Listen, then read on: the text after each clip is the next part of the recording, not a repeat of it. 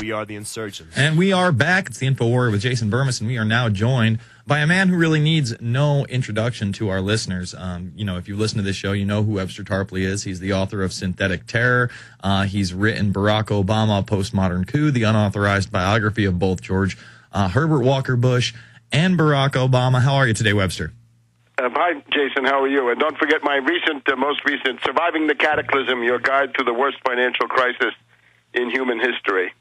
And I'm sure it's very, very thorough, just like all of your other works. I mean, Synthetic Terror, through the 3 editions that you put out, is really just an unbelievable accumulation of evidence against the quote-unquote official version of 9/11. But I wanted to really discuss what we talked about a few weeks ago when we were in D.C., John P. Holdren and this Eco-Science, Population Resources, and Environment book. Why don't you give us just a little history of who John P. Holdren is and what beliefs he holds?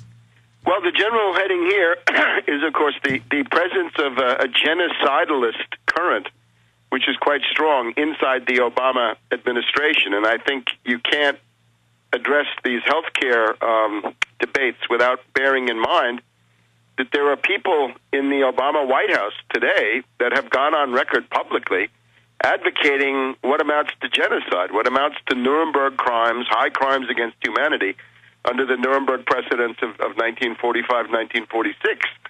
And you've got to bear in mind that whatever law is passed, whatever the details of any bill might be, the people writing that law into regulations, right? The law is one thing, and then it's got to be translated into detailed regulations for the operation of a federal agency or something like this.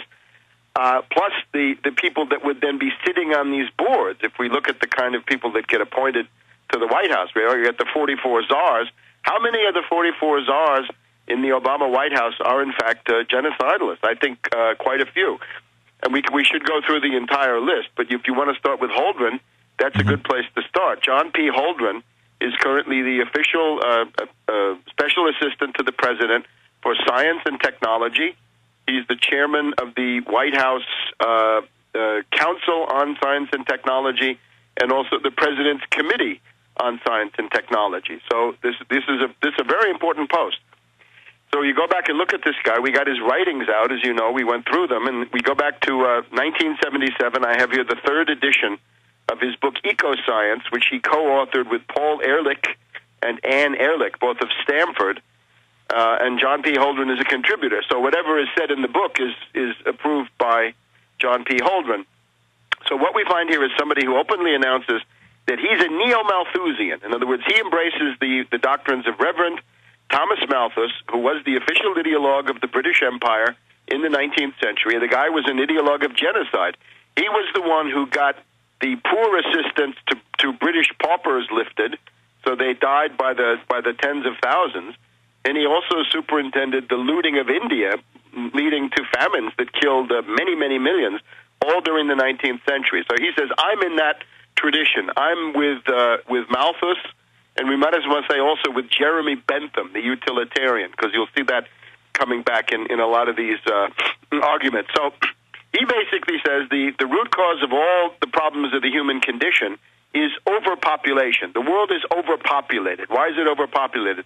According to Holdren, 1 billion is really the carrying capacity. 1 billion is the optimum population of the world. And when he wrote this, the world population was already 4 billion, meaning that 3 billion were superfluous, right? This is what Scrooge called the surplus population, right? Mm-hmm. People that have to be gotten rid of somehow. And then you begin to wonder, well, how are you going to do that? 3 billion people, 75% of the world population at that time. And what would that mean today, right? 30 years on, one of his colleagues, a guy that he's put essays by this guy into his various anthologies, is a character named Pimentel. Pimentel used to be at Cornell. I think he's still there. Has said that the current world optimum population would be between 1 and 2 billion. Well, that doesn't help us too much because now we're well over 6 billion. So this still leaves 4 to 5 billion people who are superfluous. And then he looks around the world and he says, well, what do? We have to use triage, right? You have to separate the ones that are going to get better anyway, the ones that are hopeless, and then try to help the ones in the middle. And according to Holdren in 1977, you had to do that with food aid. So you take some countries and consider them hopeless and write them off. And he actually says the country of Bangladesh is hopeless, and we should suspend food aid to them. And at that time, he said India may also be so poor that they may have to be triaged. Now, if it's Bangladesh, I suppose that's between 100 million and 200 million, depending at what time we got to this.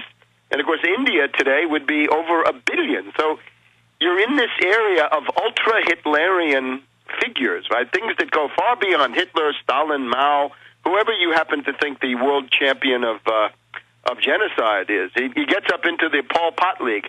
Pol Pot is not as big a genocidalist on the absolute scale, but in this proportional scale, he's the all-time champion, I think, in terms of what percentage of his own population he wiped out in Cambodia in the 1970s. So we get all this. Now, Holdren then wants to have a planetary regime that is a supranational institution, a supranational government that would crush the nation-states and impose the maximum population of the world, and then indeed for each individual country, you get the impression, and they would dictate this. So it's a liberal totalitarian nightmare. I would call it liberal totalitarianism, and it gets down then to having a population law inside countries, according to Holdren, where that's the maximum population, and it would then impose that on every individual family. And one of his most striking demands is that he says if you already have 2 children and the wife is pregnant again, then compulsory abortion will be in order. That the state would come, the Malthusian police would come and say, this baby has got to be aborted. Men in the same condition would be subjected to obligatory vasectomies. He quotes a program that had existed in India under Indira Gandhi before she found that it got her kicked out of office in 1977, that compulsory vasectomies were imposed on certain classes of males in India. He then wants to say you've also got to have chemical agents to sterilize people that would be put into water and also into foods. And he regards this alternative as being especially democratic and egalitarian because the rich would not escape and the poor would be in the same boat as the rich. It's really just sick. I mean, let's just overview this. It's unbelievable. Malthusian madman. Yeah, I mean, if you look at this, let's just overview it for people. Back in the 70s, this man wrote a publication in favor of the genocide of over 1 billion people through means of starvation and then mass sterilization through its water supply and food supply. This is pure insanity, and this is a guy who is really at the top echelons of this administration right now. He's in the White House. He's specifically, the science advisor has offices in the new executive office building, if you know where that is. It's about a block away. It's on the same block with Blair House. It's across the street, and it's sort of on the other side of the block, but it's very close. So it's not the old executive office building, but the new one. Now, he's also got other proposals, right? He says you've got to have questions of, for example, marriage licenses. Marriage licenses should be extremely expensive in Holdren's world.